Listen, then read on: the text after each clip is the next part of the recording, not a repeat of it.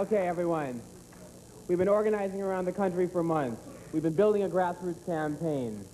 In just a few seconds, the moment that we've been waiting for all this time, is going to be Mr. Nader. And in order to welcome him, I encourage everybody to repeat, Nader 96. Let's give him a big welcome as he comes in. All right, Nader 96. Let's go. Nader 96. Nader 96. Nader 96. Nader 96.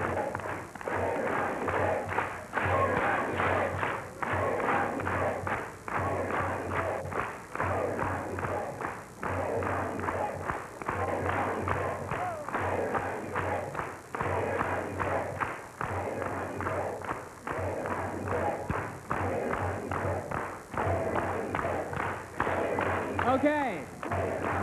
Okay.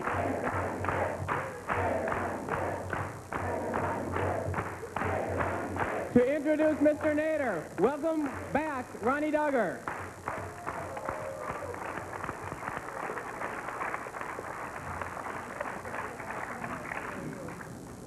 It's not even close. It is the greatest honor of my life to introduce the presidential candidate of the Green Party of the United States, Ralph Nader.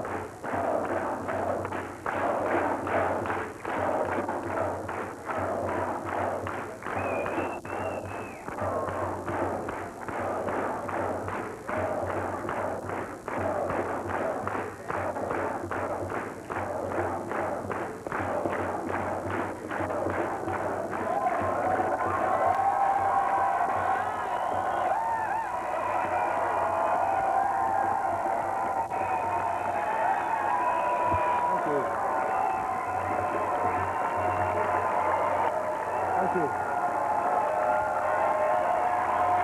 Pretty good. That's pretty good. Very good. Okay.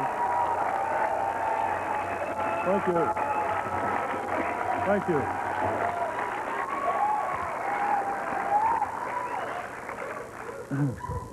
Thank you very much. You must know that you were responsible for all this. All I did was accept.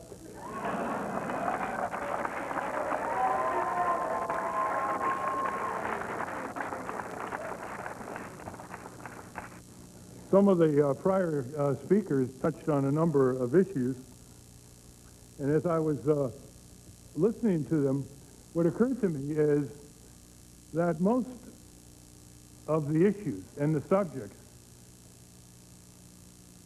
that the Green Party is adhering to are majoritarian issues in the United States of America.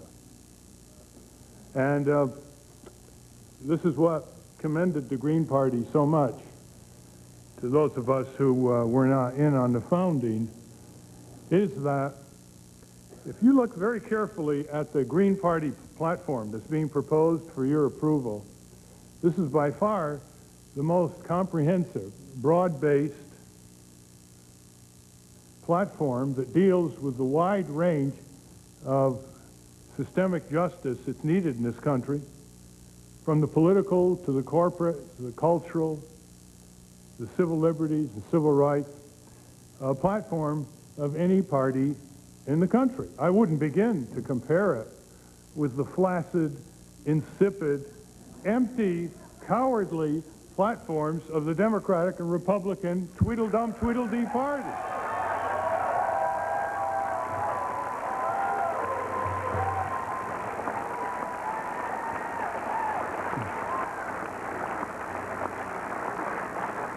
Somehow these two-party platforms don't realize that society rots from the head down like a fish and is built from the bottom up. As a matter of fact, the Democratic Party platform doesn't even contain an affirmation of universal health coverage for all Americans.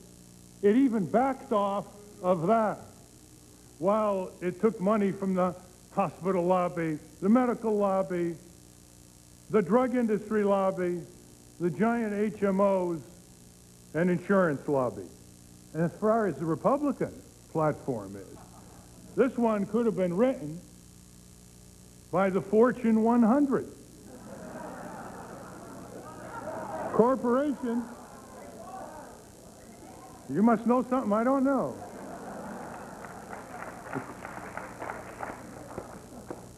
There's no mention of the corporate crime epidemic in America that the Wall Street Journal and Barron's Financial Weekly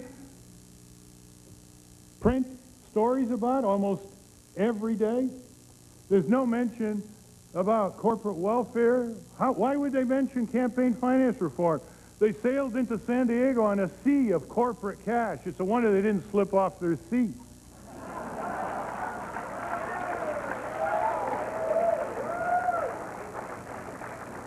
Tobacco cash, insurance cash, oil cash, auto cash, you name it, it was there.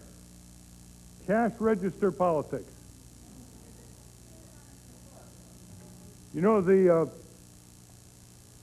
Democrats, in their desperate display of political mimicry of the Republicans, are driving Bob Dole to distraction.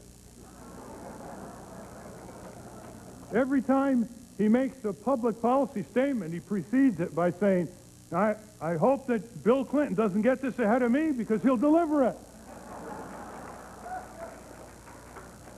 It's almost a boilerplate phrase. I understand Susan Molinari did that in her speech as well. It's like saying, stop from being so much like us. What does that tell you about competitive politics in America today? Not much. I suppose the theme of what we're all about is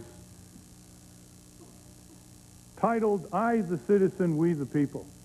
I the citizen, the self-reliant, civically informed, assertive, involved, engaged, public citizen, joining with others to make it we the people. The two are inseparable from each other.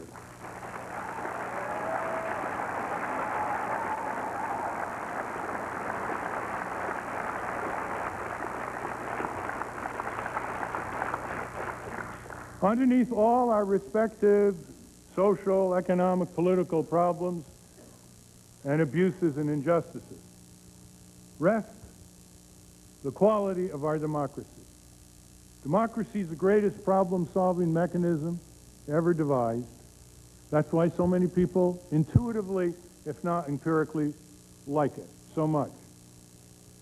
And democracy is always a work in progress, and in some countries, it's got a long way to go. And the dictatorships that rule those societies have a lot of difficulty solving any problems because they're so busy producing them. In our country, our democracy's gone through fluctuations. Some generations experience a resurgence where the people get a break, they get organized, they get rights and remedies, and then the entrenched powers, in our country's mostly corporate power, counteract and begin wearing down the gains of the past. And as far as citizens are concerned, what they have to confront is how much time they're going to put in their lives as private citizens, taking care of themselves and their family, and how much time they're going to put as public citizens, taking care of the community, the society, the nation, the world. When we spend too much time on our private citizen lives because we're having a hard time making ends meet or for other reasons,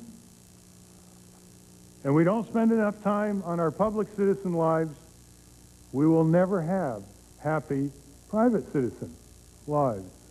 And it's that balance that is out of balance too much in this country have people given up on themselves. The greatest power of the corporate state is not their power.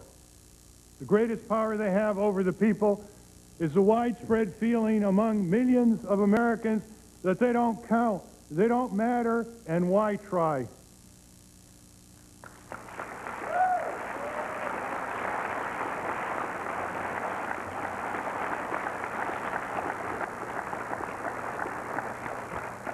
Why try? Because the powers that be will decide for them. Whether they get laid off or not from their work, whether they grow up in toxic chemical exposures, whether they're sent off to foreign adventures, whether they're bled dry in taxes that go to unproductive investments through Washington and state capitals. They just seem to have lost control. And you see that everywhere. It doesn't matter whether they're liberals or conservatives, moderates or anarchists, libertarians, whatever. They feel they have lost control over almost everything that affects them. Whether it's the marketplace, the workplace, the government, the streets, the environment, their own children. And it's that recovery that spells the future of democracy as a problem solver, as a fulfiller of human possibilities in our country.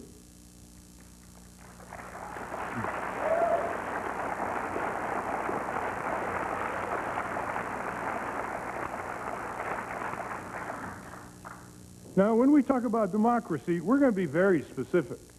You'll notice the two major parties, when they give all kinds of statements and addresses to the public, they have all kinds of words that they use to make people feel good.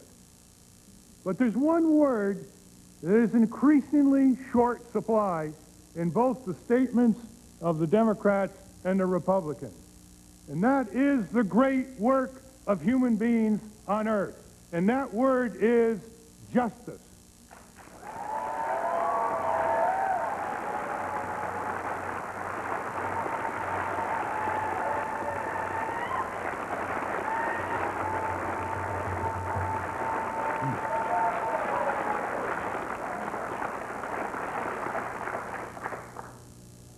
That phrase, by the way, came from Daniel Webster.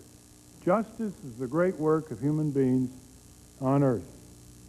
Very memorable. And I might add that progress in a democracy means equal justice under law, for economic opportunity, for rights of privacy, which are the shield individuals should be given against corporate and governmental invasion, to resolve common problems commonly, in common. Democracy brings out the best in people. And oligarchy, plutocracy, autocracy, whatever you call the concentration of wealth and power, suppresses the best in people and brings out the worst and the power of the few over the many.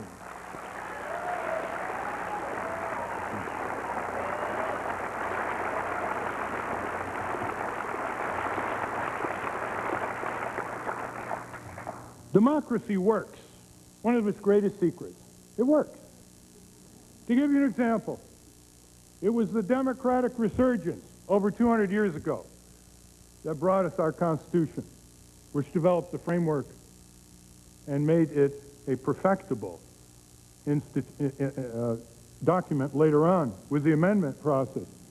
It was democratic activity that led to the abolition of slavery, the greatest crime ever committed in the North American continent.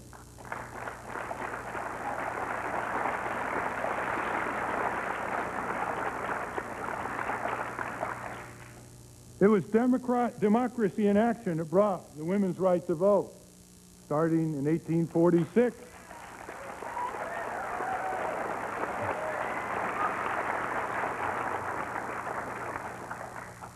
If you think you're up against overwhelming odds, think of those 6 women in that small farmhouse in Seneca Falls, New York, who started this drive to achieve the impossible, with a lot of men and a lot of economic interests against them.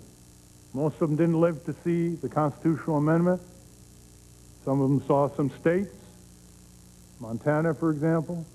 But just think of what they were up against and how they fanned out all over the country. I remember one episode, they were canvassing in a small town in Kansas, and the play of the day was to open the window on the second floor and dump dirty hot water on their heads.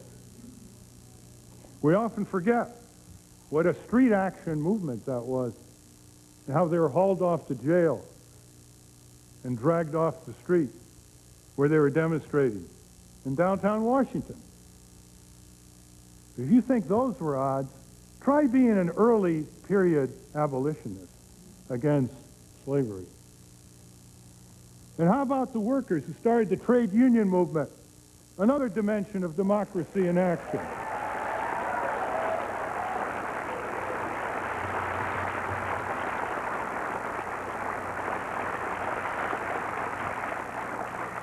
We tend to forget what industrial workplaces were like before the trade union movement. And not just in very low wages, but in long hours, in hazardous working conditions, in having to compete against 7-, 8-, and 9-year-olds before the trade union movement and the human rights movement abolished child labor in the U.S.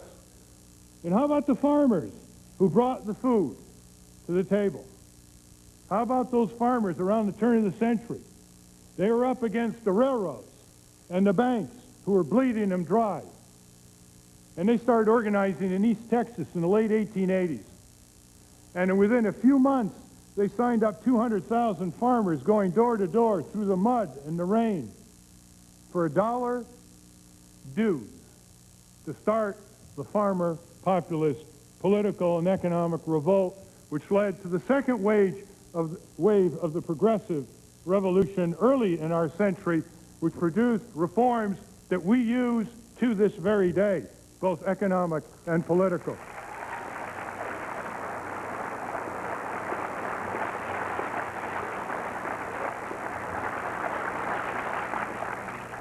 What do you think they were up against? Imagine the knock on the door, the farmer, dead tired, comes to the door and is asked to join a movement. The crops may be spoiling, the weather's indeterminate, even hunger may be on the horizon. You think those farmers said to the people who knocked on the door, "Get away, you bothered me, you intruded on me, I was watching Shirley and Levine." Shirley and Laverne, actually.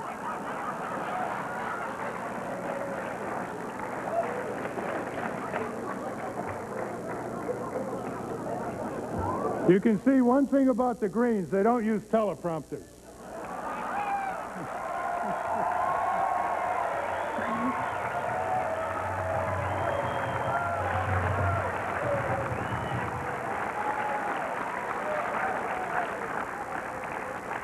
Now look at the modern citizen successes, because citizens refuse to say no. They refuse to say, "Kira, sera, whatever will be, will be." They refuse to be part of a huge number of people who, when asked what's the difference between apathy and ignorance, they say, "I don't care and I don't know."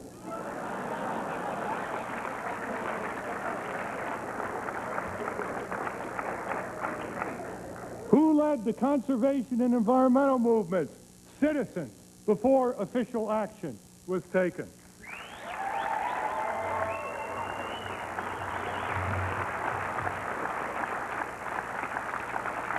Who led the consumer movements?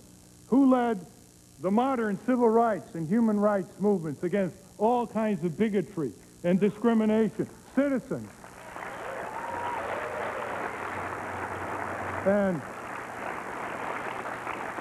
And you wonder, don't you? You wonder, don't you, how indeed we achieved all these things because we refused to give up. And do you know now how many millions of people who were in accidents or otherwise physically incapacitated are now able to join the mainstream of American rights physically, occupationally, intellectually, because they fought for it. They sat in. They made sure those barriers were torn down. They were part of that disability rights movement.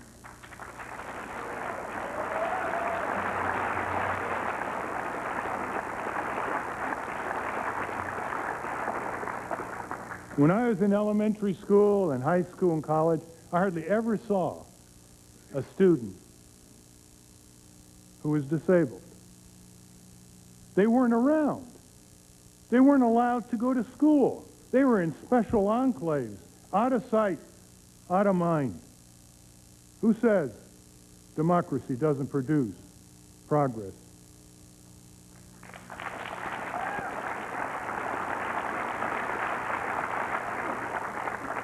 And then here in California, the giant property casualty insurance industry, loaded for bear, with their puppets in Sacramento, pushing people around, redlining them, arbitrarily canceling their auto insurance, territorial rating, exempting themselves from the antitrust laws, from the consumer protection laws, regulated by puppet number one, the insurance commissioner, appointed by the insurance companies, in the usual turnstile regulatory agency process, a little on the job experience in government before they become vice presidents of insurance companies. And then along came some citizens. Harvey Rosenfield. They ridiculed Harvey, you remember? And 800,000 people signed the initiative petition and put Proposition 103 on the ballot in 1988.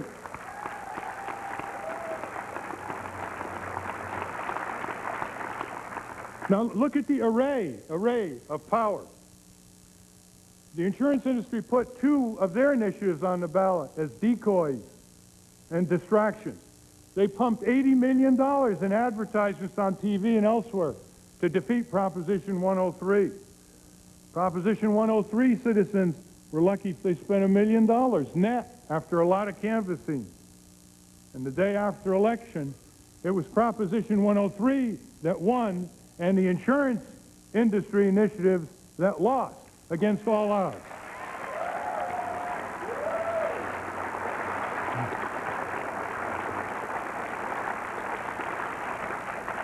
You know what that has meant?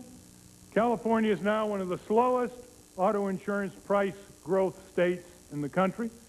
You have saved about $12 billion because your rates have actually gone down since 1988 on the average, while the rest of the country's rates went up 35% on the average. Also, the insurance companies suddenly became interested in loss prevention. They figured, gee, let's join with consumer groups in Washington and form a auto and highway safety advocates group to push for tougher motor vehicle safety standards, for tougher traffic standards. Because if fewer people are in crashes, fewer people are injured, the claims are reduced. Well, that really took a brilliant insight, didn't it?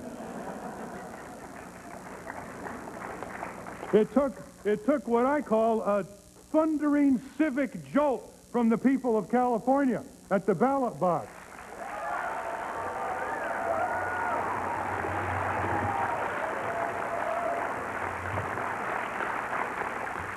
And now Proposition 216 is on the ballot, the Patients Protection Act, designed to bring to bay the arrogant, profit-glutted HMO giants and hospital chains who are now telling doctors and nurses what kind of treatments they can and cannot give, turning them into technical minions under these cruel protocols, who are telling women who go to the hospital to give birth, 24 hours and you're out, drive-through births. In Connecticut they have drive-through mastectomies now. In order to squeeze the so-called savings at the clinical level of diagnosis and treatment and suck the billions of dollars up to enrich beyond the dreams of avarice. Those executives who are pulling in 10, 20, 30, 40 million dollars per executive a year, not counting their stock options. One of them just sold out to Aetna, and his worth from this kind of work was $800 million.